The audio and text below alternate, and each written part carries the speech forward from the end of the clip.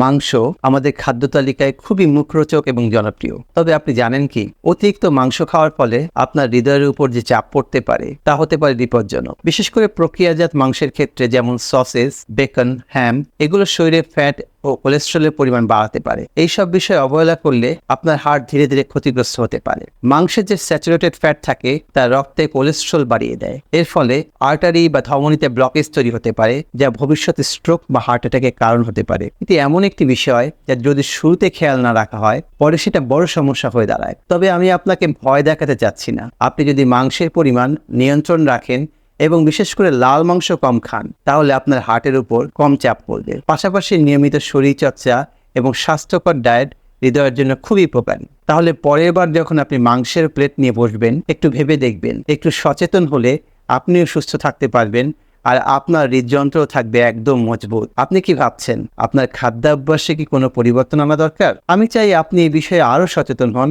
এবং আপনার হার্টকে ভালো রাখুন।